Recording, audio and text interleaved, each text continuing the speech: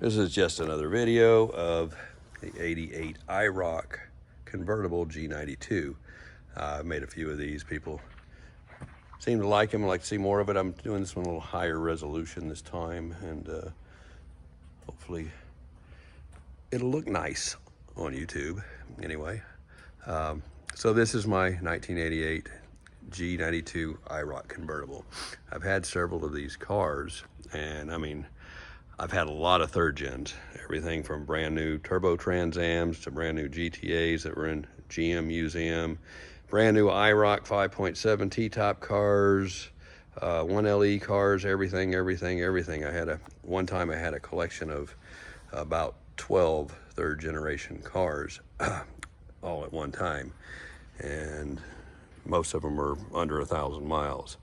And there's one car out of all of them that I kept, and in fact I didn't even keep that one at the time. I went and bought another one that I knew was a little bit nicer than the one I had.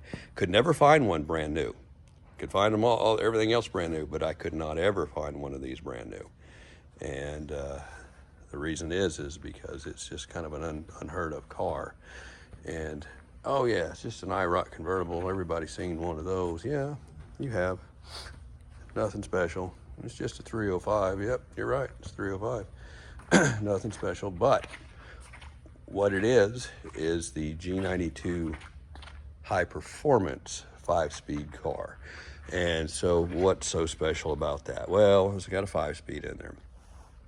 And you can notice by the tachometer that it goes up to, you know, it's got a 5,500 red line on it, and it has 140 mile an hour speedometer, and that's the original miles on this car.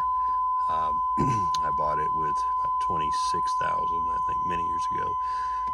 Haven't driven it much, and it's the lowest mile one of these that I could get my hands on, at least at the time, and one that was optioned right, and it's perfect. And it has pretty much every option you could get on one of these, except for one. And I am so glad it doesn't have it. I'll show you what that is. That one option.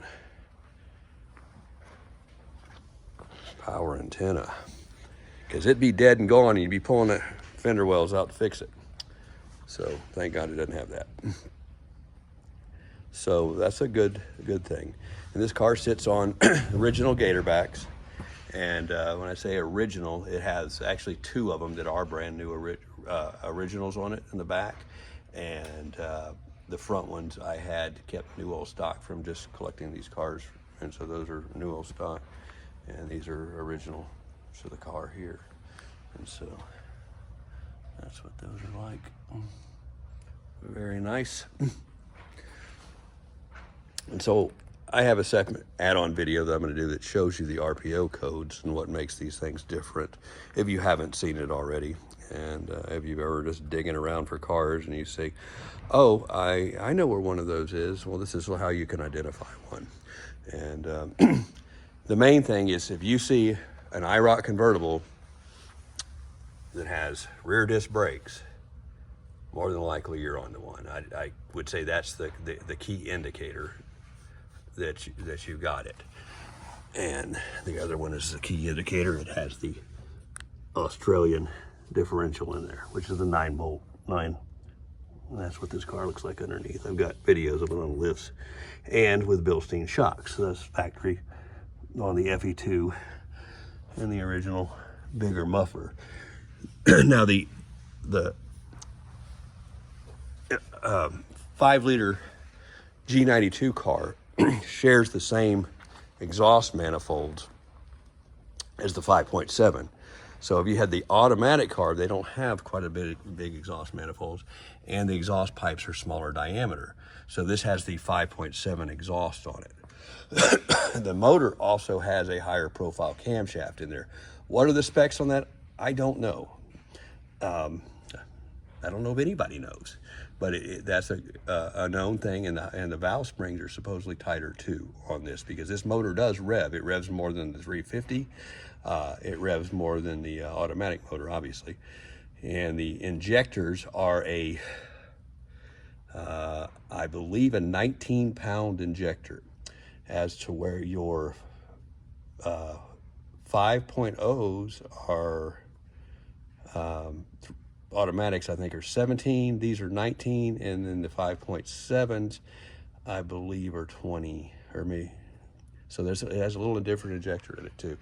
And yeah, you could actually put a 5.7 injector in. It wouldn't change much, but that is a unique thing to it.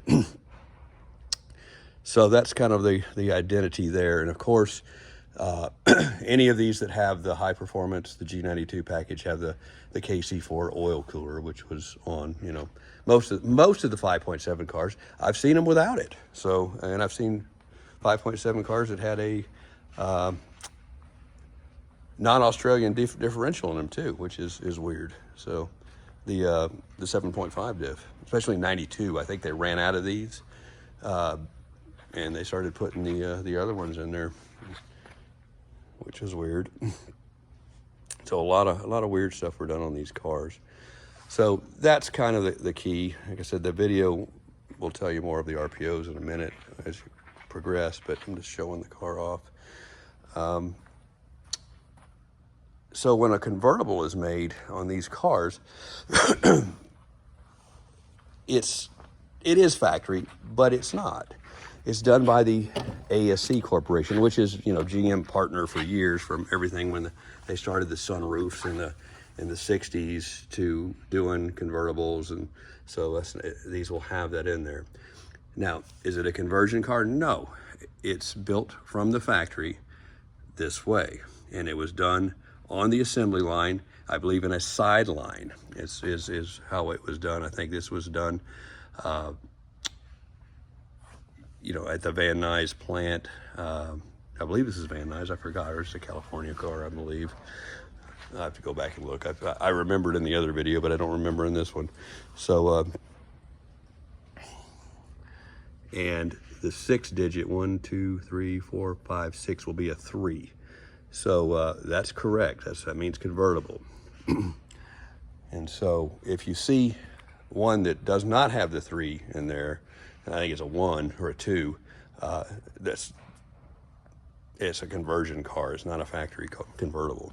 And I've seen some of these that were done that were 5.7 cars that they converted to convertibles. And so you will see a few of those running around, but they are not factory. They were done after the fact.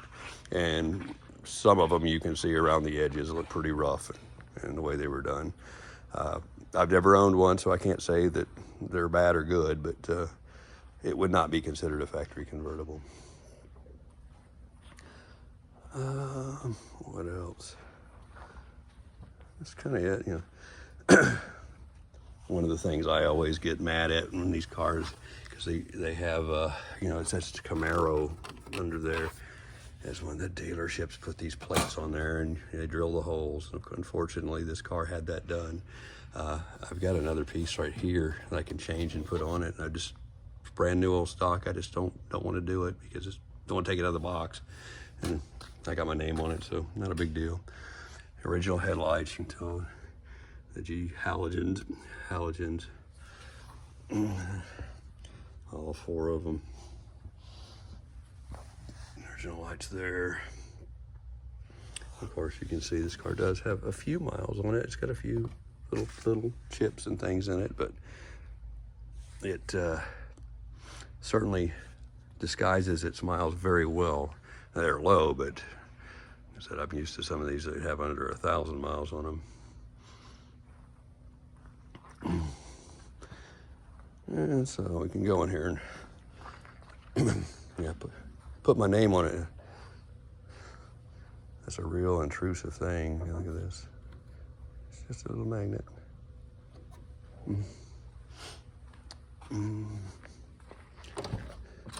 Interior features on these cars, you know, power windows. This has got the leather seat option, which just has the double leather seats, which I think, you know, it's neat. It's pretty. I like that. You could get the Bose type radio that had the nice rear speaker in the rear deck, but you couldn't get it in convertible because, you know, the rear deck's not there. So that's one of the things that the convertible could not get. 5-speed and nothing Nothing different there.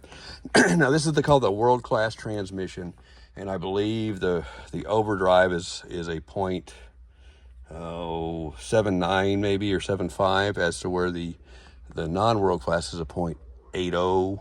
It's a little steeper, or no, other way around.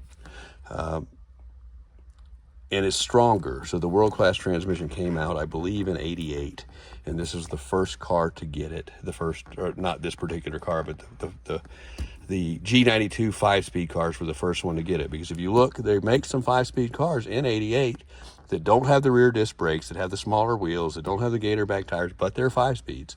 And you'll look at the RPOs, and it's got the non-world-class transmission in it. We'll start this thing up.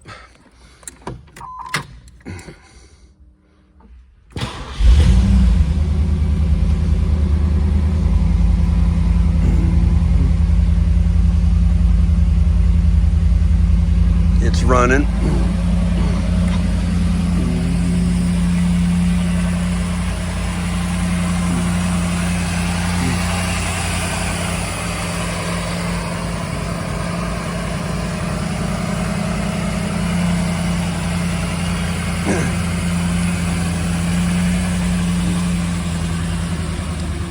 Slowing itself down there off the Iroc motor, idle airspeed controller.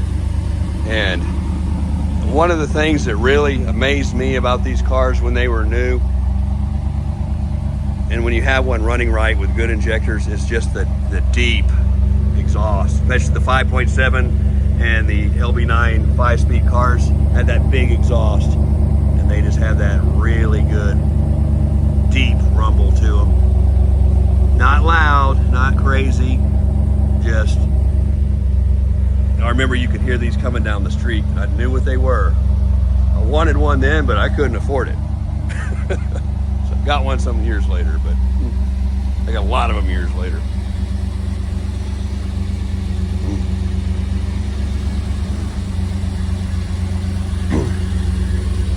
One of the other things this car doesn't have, which I think is a good thing, it's got manual mirrors. It's got all the options, but the mirrors are manual, which is weird. And that one over there, you literally just have to go run it by hand. And those things like to brake and click. So these won't do that.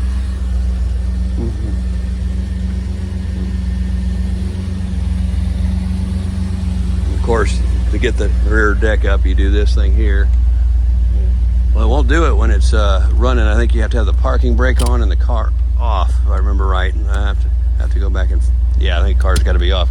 Keeps you from throwing that top up when it's running. And then this is where you can do the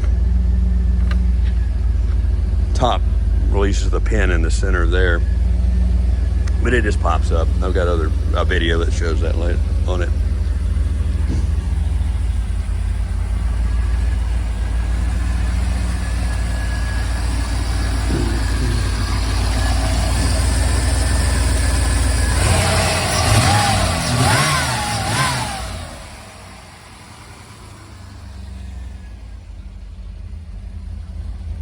Good deep sound.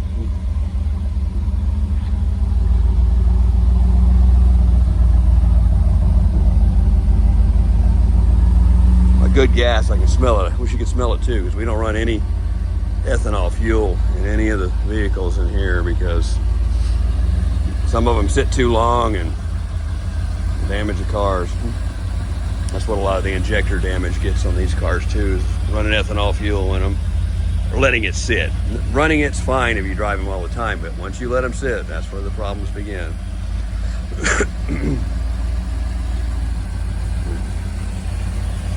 These cars have one of the best wheel offset stances. These are the GTA with the 16-inch wheels. You remember they did two different offsets on these wheels to match them up. And so the wheels really sit perfect on the car. And they have special front wheels.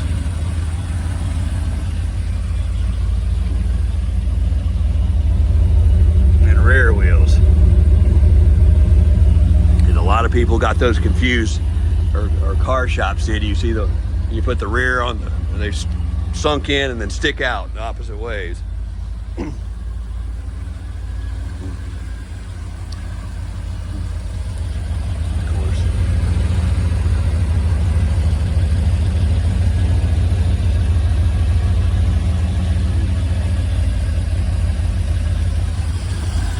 one of the things I pride myself on cars like this is keeping the air conditions going with R12 Freon in them. I'll crank that up, let it run a bit. There she goes.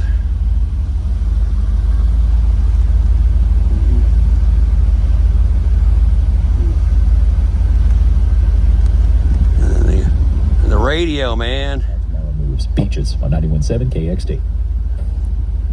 I would say next to horrible, but that's what they were. Yeah. So the one that had the little subwoofer in the back sounded pretty good. I said that would be in your coupe, or with T-tops you could order that, and it was a nice radio. I can't remember the RPO on that, but there goes the fans that get nice and cold. R12.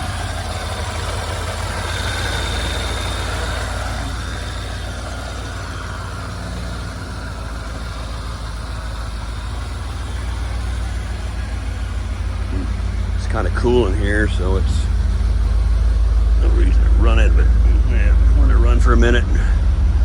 Let's shut it down.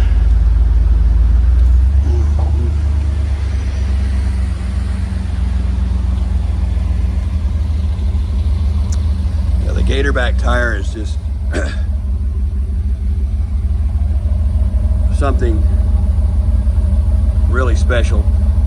Working with Coker, we were trying to get them to reproduce these. They reproduced them for the Grand National in a 225 60 16, I believe, but they have not reproduced the 245 55 16, which is on the Iroc GTA,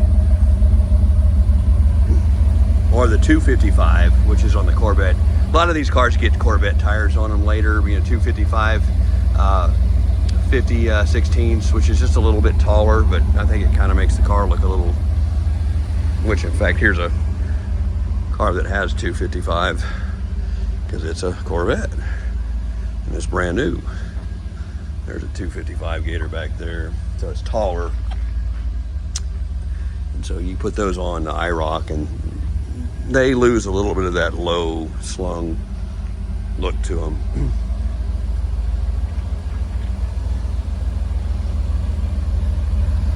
But those tires are unobtainium. And as I drive this some, not much, they drive really good. I mean, for their age. And so these are new old stock. I kept those for years. And put them on this car. In fact, there's a video of me putting them on it on YouTube. And those are the originals, which are pretty much hard as a rock. But once you get it out and they're warmed up, they're not bad, but they're not good either. But that look of that car with that tread pattern is just something. If you take away from it, the car, it takes away a lot from the car. That's just that 80s cutting edge, best of everything. When you saw an Iroc with Gatorbacks on it, you knew you had a car there. It wasn't one of those ones that you pop the hood and it's got that round air cleaner with a throttle body under it. Oh, you got one of those cars.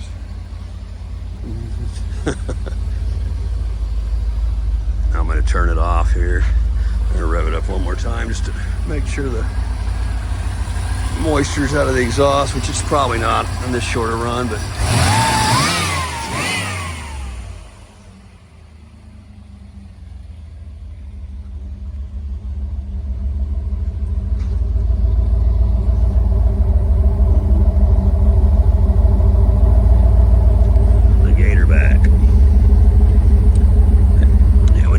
one of these cars and another car saw it from the back, it was pretty good looking. So this is probably, in my opinion, the best looking car of the 80s. The Cadillac Eldorado convertible and this are the two best looking cars of the 80s. And I'm a huge C4 Corvette fan, but these are better looking cars. As far as looks go, performance wise, no, those cars are just destroy them. But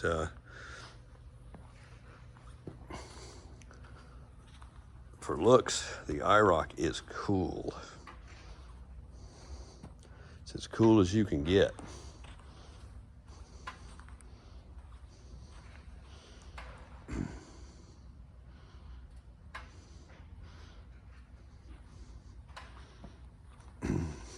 That's what, you know, the LB9 motor, you know, they're hydraulic roller cam motors, cast iron head.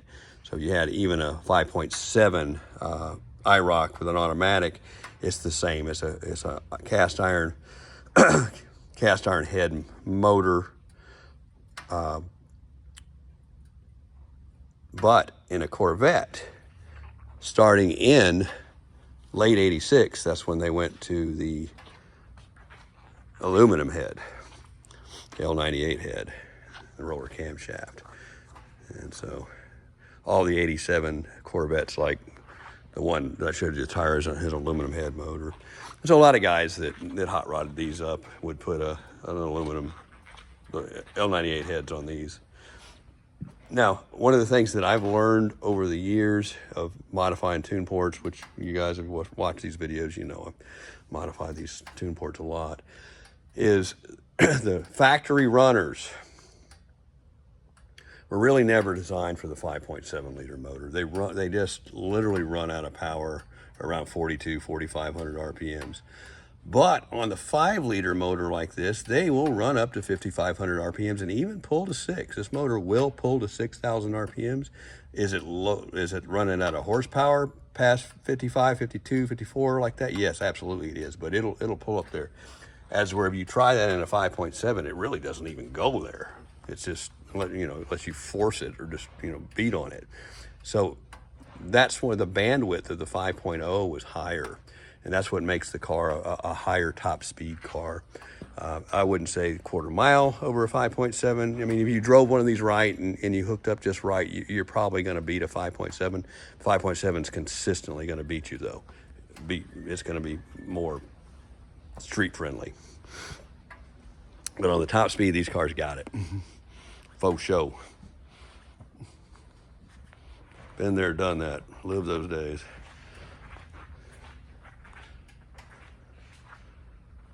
So I'm just goofing around tonight in the building. I'm getting ready to go home. The wind is so bad here. We've had just nothing but horrible winds in Dallas. It's 91 mile an hour last week and just damaged all over the area here. And they're blowing so bad tonight, I can't even open the doors of the, I won't even try because it'll just blow dust into the building and we can't even really get cars out right now. I've got a customer with that 65 Vet over there that wants it back. I'm like, man, I got to get it out and work on it. I don't even really want to do that right now because I'm going to make it so dirty. I'm going to have to clean it all up for him. But yeah, things get so dirty here in Dallas from the wind and the spring. This year is exceptionally bad.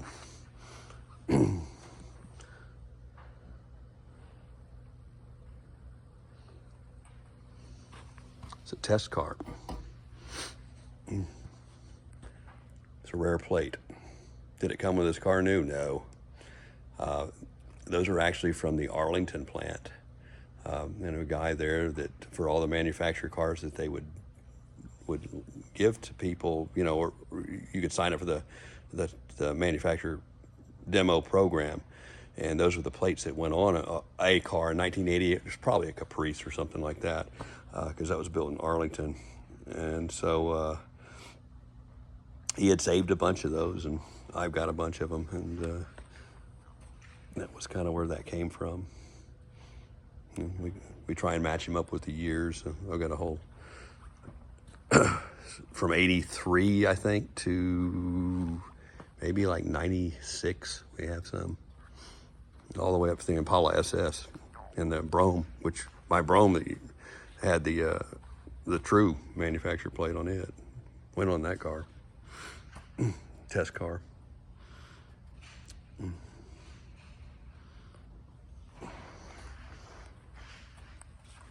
So anyway, that's it.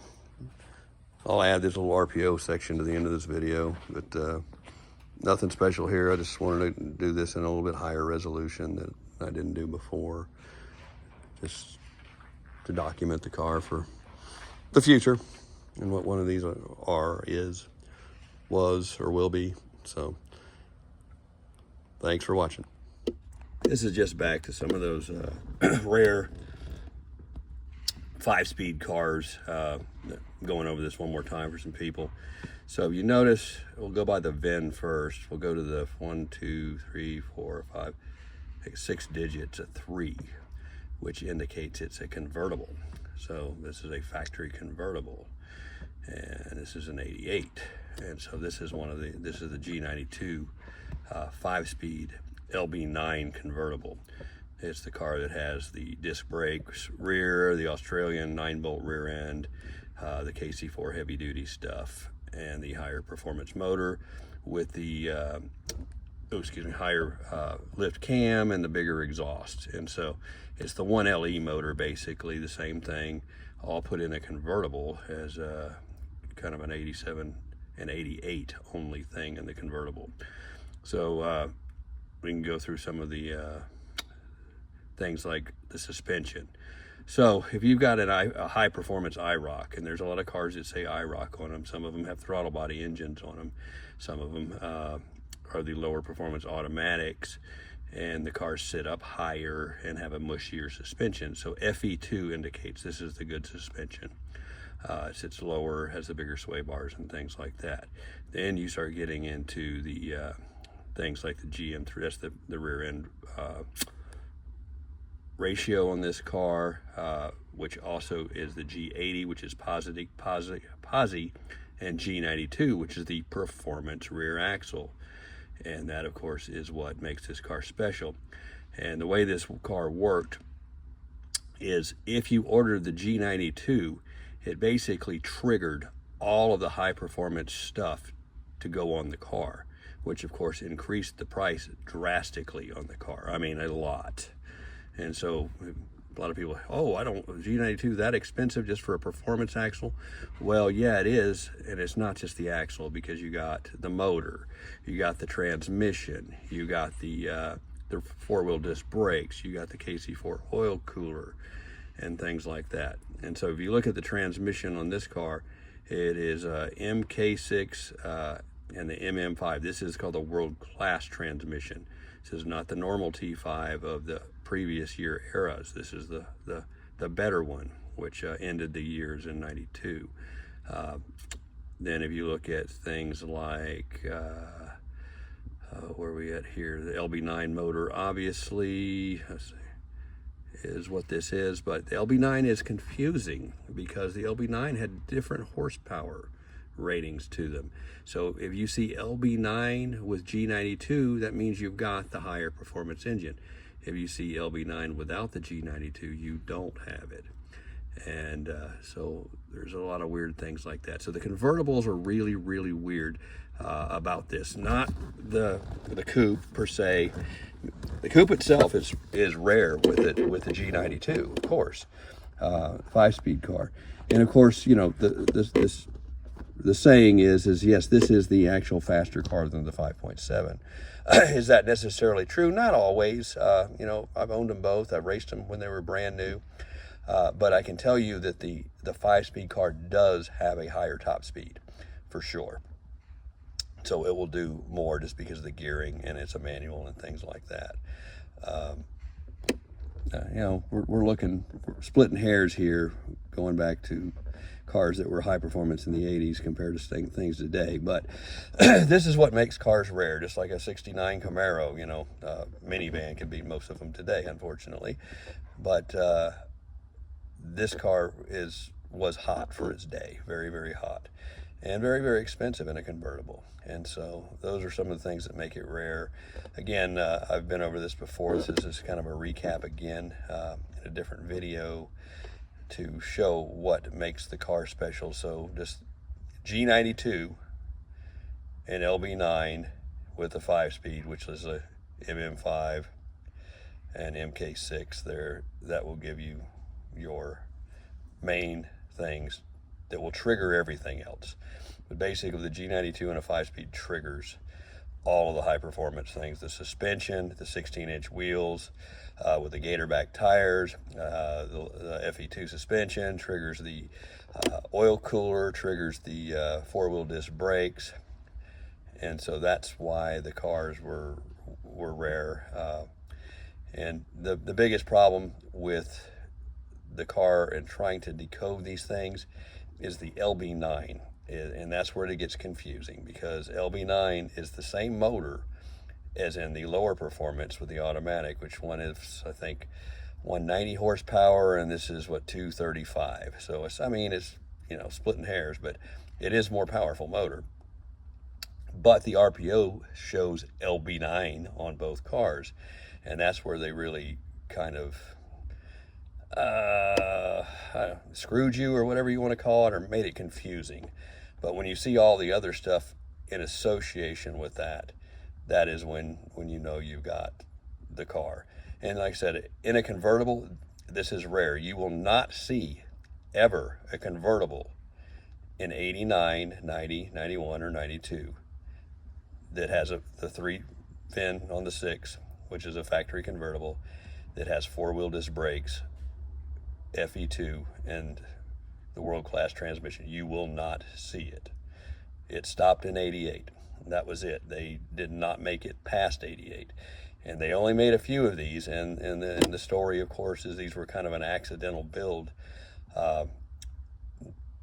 to a point. And it seems that I haven't researched it all. I'm trying to find more information, that most of these cars were special ordered out of a dealer in Portland, Oregon.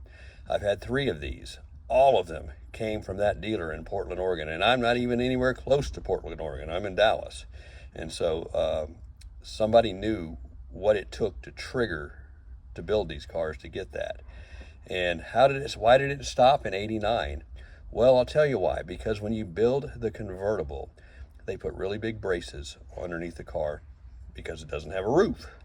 And so those big braces stick out towards more of the center of the chassis. I've got some videos that show those too, and other ones.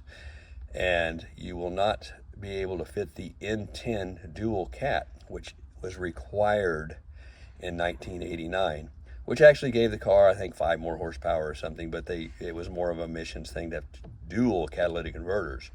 And so you couldn't put that on this car. It would hit. And so that's the main reason I believe they didn't build them past 88. And so that's why you'll never see an 89 that has options like this, or 90 or 91, 92. So 88 Iroc G92 convertible, rare car. Needle in a haystack in most cases, especially if you find one that's in nice shape.